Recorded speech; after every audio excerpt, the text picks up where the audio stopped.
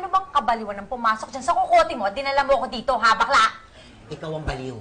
Ahas ka. Latraidora ka. Nakakalaw!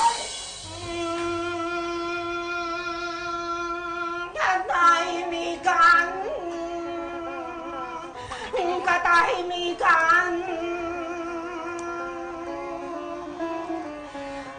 Nasaan ang katahimikan? Yan yang iniling sa lipunan. Bakit walang kapayapaan? Kapayapaan! Nasaan ang pangunawa? Nasaan? Nasaan ba kayo? Nasaan kayo? Ito. Ma'am, kasi ano eh. Ano ba yun? Ito kasi. Sino si Jennifer de Guzman? Ako po yun. Kayo po ba yun? Yes. Sino si Hazel de Guzman? Ako po. Ako po. Maganda. Yes, of course. Thank you. Thank you talaga. Mag-ina, yes, mag-ina kami. Mag-inang maganda. Ako dito po. Salamat, salamat sa ganda. Salamat. Salamat! Salamat!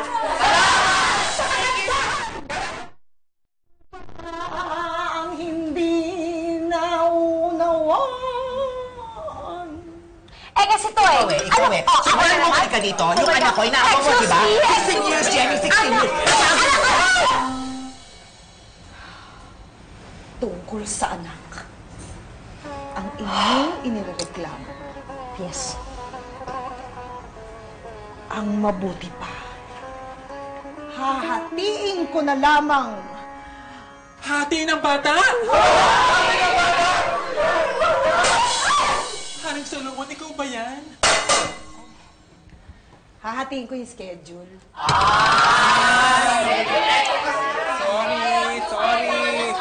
Sorry na pa-OA. Dahil ang nasasaad dito sa ulat ay 16 yung inalaga at inalagaan si Hazel.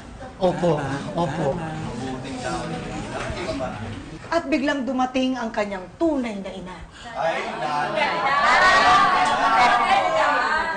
Thank you. Thank you. Mabuti at maganda. Oh my God. Oh, thank you. At may dalang tiket papuntang Hong Kong. Yun nga, eto. Kasi, nag-promise mo siya sa akin na hindi na kami mag-aaway. Tapos biglang, eto, tara-taridurin mo ako, Jenny, ha? Ganun-ganun na lang? Danica, kasi naman pinag-aawayan natin dito. Totoo ba to? Walang kwenta? Gabriela, wait lang gets ko na eh.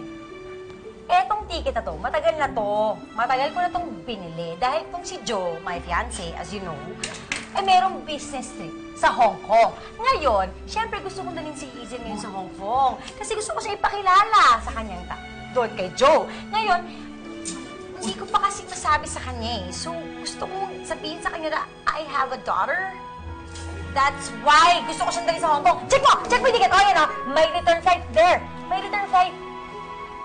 Hindi ko basta-bastang kukunin sa'yo si Hazel. Okay? Naiintindihan mo ba? Sorry kung yun ang naisip mo. Sorry kung yun yung parang naramdaman mo. Pero hindi ko lang talaga kaya explain eh. Jenny, I'm sorry. Yun lang pala yun? Yun lang pala. Yun lang talaga. At dinala mo ba ako dito? Oo nga, sorry. Tsaka, sorry, tinawag kitang ahas.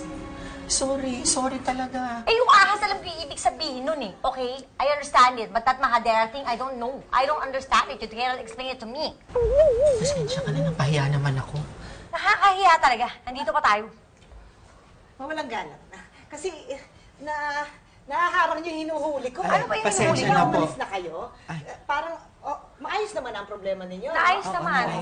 Wala Sayang yung oras. Wala akong kwenta. Yung may hinuhuli ako dyan, umalis nga kayo muna sandali. Tsaka kasi may magre-reklamo pa na bingi sa ingay ng party ng kapitbahay. Ay! Nandyan, oh. Party! party. Yung party ni Hazel! Ayan, awayan kayo ng awayan. Ayan, tuloy, nakalimutan natin umorder para sa party ni Hazel. O, ayan, ano nga pala ninyo ngayon? O, paano yan? O, paano yan? Hindi kami tapos na ulit eh. Diba? Ay! Party na!